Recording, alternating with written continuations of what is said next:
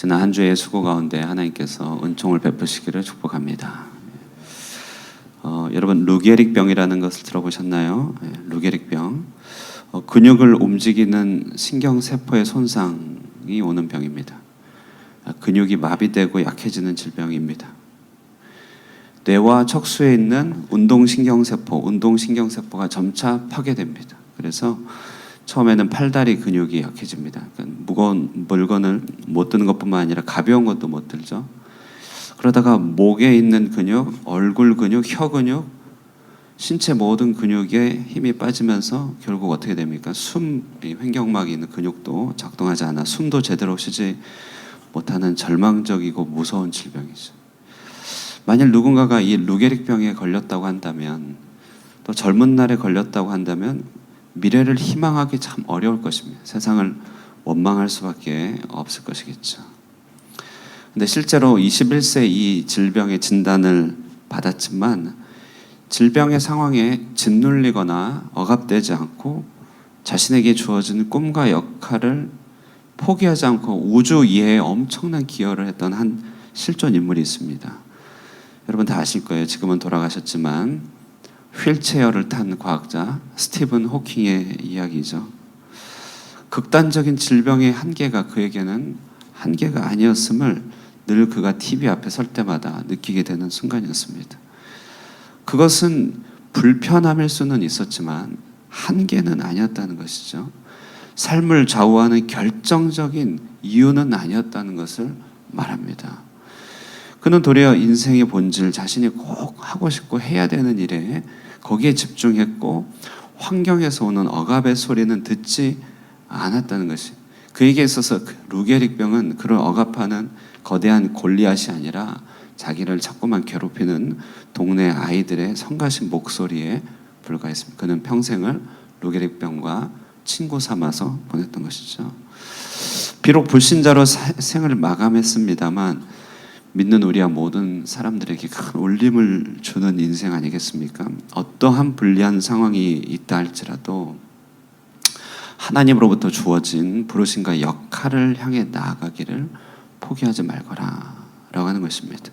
우리 이런 표현이 있잖아요. 삶이 당신을 속일지라도, 이런 표현이죠. 삶이 당신을 속일지라도. 성경은 오늘 이와 같이 단지 한 명의 사업가에서, 정말 단지 한 명의 사업가에서 인생 선교사로 발돋움한 한계로 여기지 않고 하나님의 부르심에 따라 그냥 쭉쭉 나아갔던 한 부부의 이야기가 등장합니다. 그들은 모든 사람이 보편적으로 가지고 있는 생활의 염려나 인생의 고난에 얽매이지 않고 속지 않고 속박되지 않고 삶이 곧 하나님 나라 사역이고 사역이 그들의 삶인 말 그대로 life as mission, life as mission. Life as mission이라는 신앙인의 고상함, 신앙인의 품위를 잘 이뤄낸 한 부부를 발견하게 됩니다. 그들의 모습이 바로 우리 자신의 모습이고 청사진일 것입니다. 그들은 바로 브리스길라 아굴라 부부죠. 오늘 이들을 통하여 우리 삶의 청사진, 우리 삶의 어떤 삶의 철학, 이런 것들을 구축하는 데 좀 도움을 얻기를 바랍니다. 오늘 본문을 보시면 바울이 고린도 지역을 떠난 것으로부터 본문이 시작됩니다. 고린도 지역에서 사역했던 바울이 안디옥으로 되돌아가는 여정입니다. 그러니까 선교 보고하기 위하여 오늘 여기 선교사로서는 안식년을 받아서 본국으로 간 그런 여정입니다. 고린도 지역에서 사역이 일단은 지도자들에게 인계가 되었기 때문에 그는 고린도를 떠날 수 있었어요. 그 사역 원칙에 따라. 두 번째는 사역하기 위한 후원금을 다 썼기 때문에 다시 후원자를 모집하기 위하여 안디옥으로 가는 것입니다. 더 나아가 이제 2차 전도 여행에서 그때 정말 가고 싶었지만 하나님이 막으셨던 그곳 어딘지 아십니까? 아시아 최대 도시, 그러니까 소아시아, 터키 최대 도시 에베소로 가고 싶었습니다. 너무나 가고 싶었습니다. 그래서 바울은 안디옥으로 가기 전에 18절을 보시면 잠시 배 타고 수리아를 떠날 때 겐그레에서 머리를 깎았다고 되어 있죠. 이는 에베소에 가고 싶다는 열망을 하나님께 보여준 일종의 서원이었던 것으로 보입니다. 하나님이 막으셨지만 저 에베소로 한번 가게 하옵소서. 우리 삶의 신앙의 원리 중에 좀 중요한 부분 발견하죠. 정말 하나님께 소원하는 바에 대해서는 머리를 깎는 서원이 필요하구나. 그때 에베소에 잠시 들릴 때 이 에베소에서 회당에서 잠시 가르치지만 사람들이 조금 더 오래 머물러 있어달라는 요청을 뿌리치고 하나님의 뜻이 있으면 오게 될 것이다 라고 하면서 그는 안디옥으로 갑니다. 그런데 이 에베소에 갈 때 함께 따라 나선 사람이 누구냐? 18절 보시면 브리스길라와 아굴라가 함께 따라 나섰다 되어 있습니다. 이들은 바울의 좋은 동역자로서 고린도 교회에서 하나님 나라 사역에 접속이 됐던 것이, 로마에 살면서 사역가로서 예수 소식을 듣고 회심하였지만 고린도 교회에서 하나님 나라 사역, 라이프 애즈 미션에 접속이 됐어요. 뭔가 실체를 발견한 것이에요. 고린도에서 동역하면서 그들의 마음의 무게 중심은 하나님 나라에 기울게 된 것입니다. 바울과 같이 전적인 사역자는 아니지만 삶이란 사역이고 사역은 곧 삶 아니냐, 이 경계를 허물면서 인생의 한계, 고정관념을 뛰어넘었어요. 그래서 그들은 에베소에 함께 가면서 세계 복음화의 비전과 그것을 품고 바울과 동행하게 되는 것입니다. 바울은 이 부부를 에베소에 머물게 하고 바울은 배 타고 홀로 안디옥에 갑니다. 가이사랴라고 하는 남부 해안 도시에 도착해서 형제들을 만나서 이제 권면하고 사역을 나누고 다시 안디옥으로 가요. 그리고 성경에 보면은 이 안디옥에서 재파송 받는 이야기가 나오는데 아주 짧게 나와요. 짧게 보는데 23절 보세요. 얼마 있다가 떠나 갈라디아와 부르기아 땅으로 간다. 요 22절에서 23절이 2차 전도 여행과 3차 전도 여행의 분기점입니다. 성경학자들은 요때 3차 전도 여행이 이제 시작됐다. 근데 성경은 그냥 간단하게 처리하고 넘어갑니다. 이제 바울은 3기 사역이 진행됩니다. 자, 그런데 성경의 앵글이 이제는 바울을 따라가던 것을 멈추고 누구에게 향하느냐면 아볼로라고 하는 사람에게 향하는 것 같은데, 아볼로는 사실은 드러난 인물이고 그 아래에 브리스길라 아굴라가 있는 것이에요. 이 아볼로가 에베소에 방문을 합니다. 아볼로는 1절에 보면요, 24절에 보면 알렉산드리아 출신이라고 되어 있죠. 알렉산드리아는 아프리카 지역에 있는 곳인데 당시에 이미 대형 도서관이 있던 곳입니다. 아주 학풍이 뛰어난 곳입니다. 구약 성경 히브리어를 헬라어로 번역한 70여 개 성경 번역지가 이 알렉산드리아. 그러니까 대단한 동네예요. 정말 대단한 동네입니다. 굉장한 학풍이 있었던 곳에서 훈련받은 이 아볼로는 성경도 그를 설명하기를 언변이 좋고 성경에 능통하다 되어 있습니다. 언변이 좋은 이 사람, 영어로 보니까 he was learned 돼요. 그는 좀 배운 사람이에요. 그러니까 가방끈이 좀 긴 사람이에요. 놀랍게도 그가 예수를 이미 알고 있었습니다. 아마 예수님의 생존 당시 예수님의 소문이 디아스포라에 많이 전파된 것 같아요. 그리고 아볼로는 그의 명민한 머리로 말미암아 구약의 성경의 메시아가 예수라고 하는 것에 결론을 냈어요. 그것을 시험하기 위해서 각 도시 디아스포라 교회에 돌아다녔고 에베소에 갔던 것 같습니다. 거기서 브리스길라 아굴라를 만난 거예요. 자, 그런데 이 아볼로가 오늘 성경에 보면은 그가 뭐만 아니면 25절에 요한의 세례만 안다 그러고 있어요. 다시 말해 오순절의 성령 강림의 사건을 알지 못함으로 구속사의 완성이 어떻게 되는지 몰랐다는 것이, 그러니까 그는 조금 비어있는 지식이 있었습니다. 자, 이때요, 중요한 것은 이 언변 좋은 사람의 소양을 누가 훈련시켜 주느냐? 누굽니까? 바로 브리스길라 아굴라입니다. 우리말 성경에는 잘 나와 있지 않지만요, 오늘 그 26절에 보면요, 그가 회당에서 담대히 말하기 시작하거늘 브리스길라와 아굴라가 듣고 데려다가, 그가 들었을 때 한 가지가 없는 거예요. 너무 똑똑하고 너무 훌륭한데 정말 중요한 하나님 나라 소양이 없는 거예요. 그래서 그를 데려다가 하나님의 도를 더 정확하게 풀었다. 바울이 아닙니다. 브리스길라 아굴라가 그런 거예요. 그것도 상대가 누굽니까? 알렉산드리아의 박사 아볼로입니다. 그러나 없는 거예요. 뭐가? 그를 불러 자세히 풀어 가르칩니다. 우리말에는 안 나와 있지만 여기 그의 집에 데리고 갔다. 영어 성경에 나와 있어요. 집에 데려갔다. 가정집에 초대하여 삶을 나누고 교제를 나눌 때 여러분, 그 교제와 삶을 나누는 목표와 목적이 뭡니까? 이 사람들이요, 하나님의 말씀과 소양으로 한 사람을 구비시킨 거예요. 온전히 세우게 된 것이죠.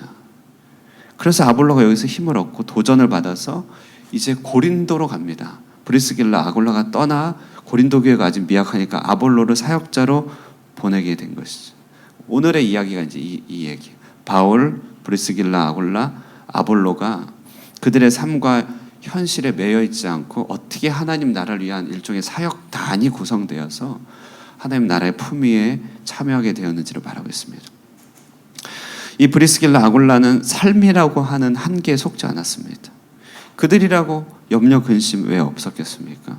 그들은 로마에서 터전을 뺏기고 쫓겨난 사람이었습니다. 그러나 하나님께서 그들을 붙잡고 그들도 하나님께 마음을 두면서 신자의 부요와 품위를 놓치지 않게 되었던 것이죠. 그는 단지 한 명의 성도가 아니라 온 세계를, 바울과 함께 세계를 품은 바울 선교단의 멤버가 되어 있었다는 것입니다. 그는 캠프였고 베이스였습니다. 자, 여러분, 구약 성경에요, 요아스라는 왕이 있었을 때 엘리사가 있었으므로 그 나라가 안전했습니다. 근데 엘리사가 죽을 때 요아스는 너무 두려웠습니다. 그래서 엘리사를 향하여 갑니다. 이스라엘 병거와 마병이여 떠나면 어떡합니까? 눈물로 호소합니다. 그때 엘리사가 말해요. 화살을 들고 내게 오소서. 화살을 들고 와요. 그리고 당신을 괴롭히는 저 적군 아람을 향하여 내리치소서 그래요. 이때요, 요아스가요, 아람을 향해 화살을 내리치는데 3번만 딱 칩니다. 딱. 그랬더니 이 사람, 하나님의 사람 엘리사가 화를 내면서요, 왜 3번만 치냐고 그래요. 5번이라도 쳐야죠. 그러면 저 아람이 망할 텐데요. 그런 것이.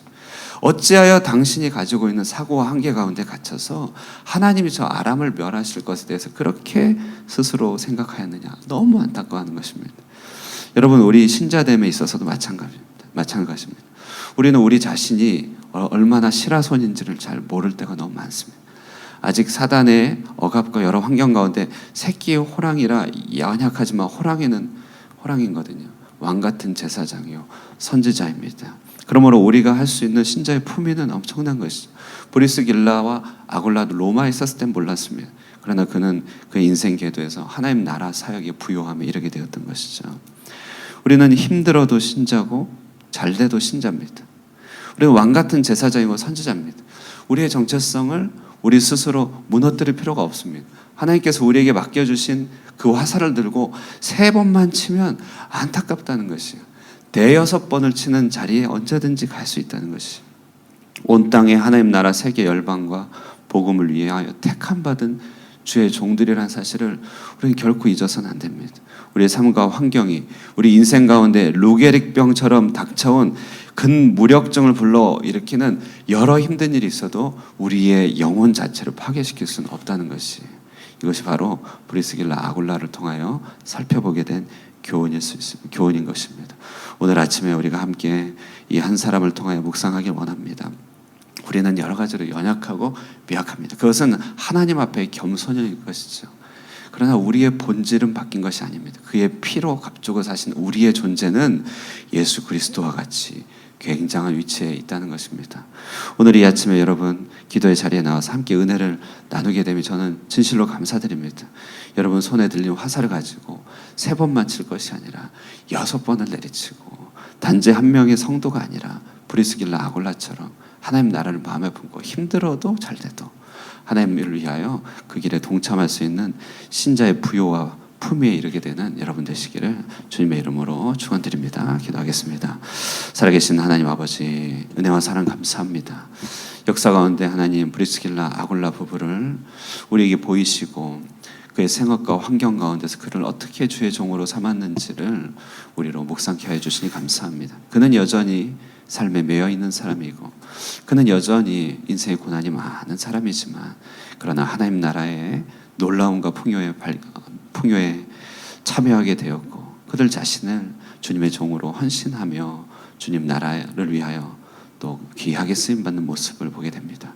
하나님 우리를 이 땅에 부르실 때 이와 같은 소명과 또 이와 같은 사명을 품고 우리를 부르셨음을 기억해 보게 됩니다. 창세로부터 우리를 기억하고 부르심이 하나님 나라의 부요에 이르게 하심을 우리가 아오니 하나님 오늘 아침에 기도할 때 우리 마음에 주께서 우리 손에 들려주시는 화살을 들고 3번만 칠 것이 아니라 이 땅을 향하여 6번을 치며 주님의 일을 끝까지 잘 성취해 나가도록 주님이여 우리의 심령을 굳게 붙들어 주시옵소서.